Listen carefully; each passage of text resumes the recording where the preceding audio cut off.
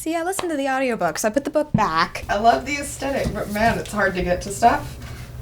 Okay, there it is. What's up, everybody? My name is Shannon, and I am still waiting for my Satyr, and today we are starting my reread of The Trials of Apollo with Book 1, The Hidden Oracle by Rick Riordan. So I was on the fence if I wanted to reread this series or not. The last one is coming out in October, so I was like, okay, if you're going to reread this, you kind of need to start now. And the reason I was on the fence about it is because I remembered it got to a slow start, specifically with the second book in the series. I remember it was a little bit of a struggle for me, but I ended up really liking the series as a whole, so I'm like, I really want to reread this series. And a couple of you guys did express interest in seeing a reread of this on this channel, so here we are. I decided to listen to this book. Midnight Sun just came out, so I was reading that, and I had a couple other things on my plate as well, so I decided to listen to it.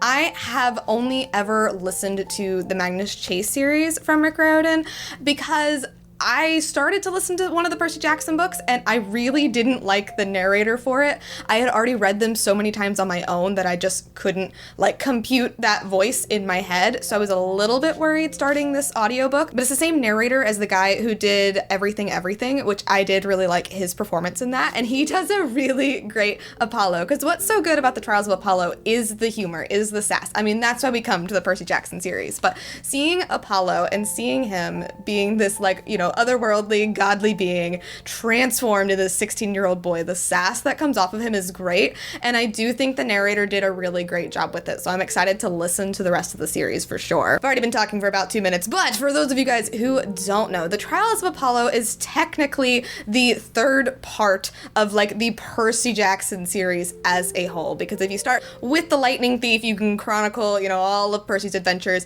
until the very end of The Heroes of Olympus, and then it kind of branches off into Magnus Chase and Trials of Apollo. Trials of Apollo is still following what's going on with Camp Half-Blood, what's going on with the Greek side of things. And Percy does make an appearance in this book, just like he will eventually make an appearance in Magnus Chase, because they are happening at the same time. But during the events of the Heroes of Olympus, Apollo kind of did a bad, because his son Octavian was the crazy person from New Rome who was trying to destroy, the Greeks and Camp Half-Blood, and Apollo didn't really do anything about it. He just kind of hid away, and Zeus decided that he was very angry with Apollo for this, and it was time to punish him. Apollo has really been neglecting his duties, and because of that, this new evil force has arisen, and they're taking over all of the oracles. All of our demigods can no longer receive prophecies, communications are going crazy, things are not going well for our half-bloods. Apollo is somebody who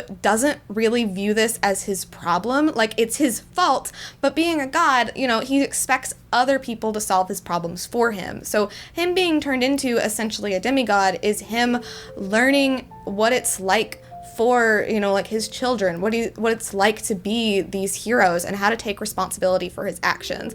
I really love the series for that, because as it goes on, you really see this transformation with Apollo that is really beautiful and very moving. And it does get started here in The Hidden Oracle. Apollo starts off as somebody who is just mad that, he's this dorky teenage boy now, and now he has to serve this, gremlin child named Meg, and he just doesn't want to be here. But as he enters Camp Half-Blood and he meets his children, he meets his descendants, he sees what they're going through, their heroics move him, and he does realize that, it is all his fault. Everything that's happening right now is his fault because he was neglecting his duties. He does say at one point that he's so flighty and so, he can't commit to any one thing, that he becomes the god of, so many things, and he has so many oracles and so much going on because he just can't settle down and stay in one spot and really take responsibility for himself. So I really love seeing that with him in this, and I definitely think our new character Meg brings that out in him. The first time I met Meg, I was really excited because I was a plant and soil science major in college. That's when these books were coming out, and she's a child of Demeter, which was really exciting. We hadn't seen that yet in the Percy Jackson series, and she can control plants and she's got these magical seeds, and it was just really fun.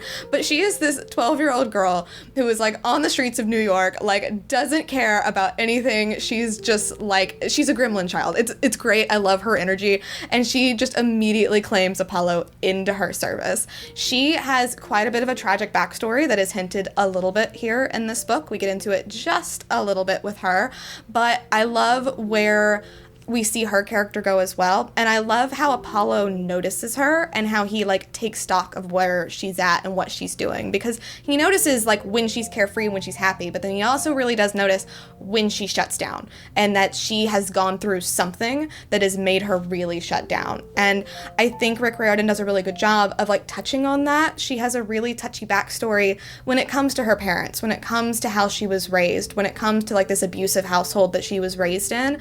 And I think that really touches Apollo in a very deep way. We also get to see in this book, like, he's so frustrated with the fact that he's not a god anymore that he like very idiotically makes an oath that he's not going to, you know, use any of his musical abilities. He's not going to use any of his archery skills, which he quickly breaks. He breaks that oath very, very quickly. And he's got to live with the consequences. He's got to live with, you know, the consequences of his actions. Everything is changing for him. And I just think the story does an amazing job setting that up and where it's going to go in the future. Honestly, like, I loved this book so much. I loved it the first time I read it. Like, the first time I read it, gave it 5 stars, loved it. It was amazing. But reading it again, like, I do think that Trials of Apollo might be my favorite series, like, as a whole. I just think that Rick Riordan has come so far as a writer, and this book is so inclusive. We get so much about like different sexualities and different genders. It's so like very progressive. It's very like inclusive. It's really, really fun to see. And he's just come so far that I think this is really like his shining moment. I do think that the story does have kind of a slow start. There's a lot of exposition here. And then I remember in the second one, it just didn't really hit for me. And personally, I think it's because he was writing a Magnus Chase and Trials of Apollo at the same time, because Trials of Apollo takes off once Magnus Chase ends. Like, oh man.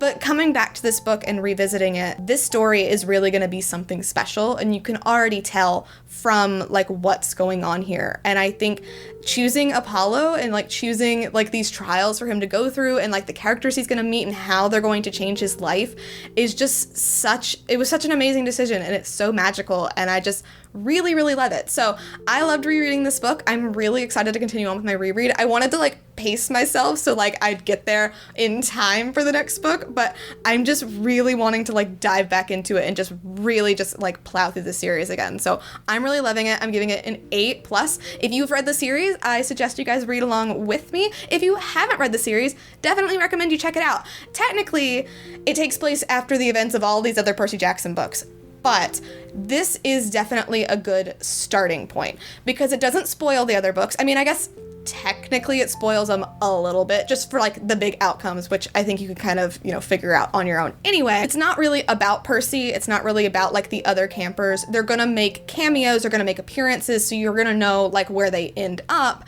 But I think you'd be totally fine if you wanted to start here and then go back, because like, yeah, you might not know some of the characters, but I do think it does a really good job of making you care about like Apollo and Meg and Camp Half-Blood anyway. So I definitely think you don't have to read like 10 books in order to get to Trials of Apollo. I think you can start here and definitely be totally fine. But anyway, thank you guys so much for watching this video. If you liked it, be sure to hit that like button down below, and don't forget to subscribe so you can talk books with me every week. That is everything got for today, and I will see you guys next time. Bye!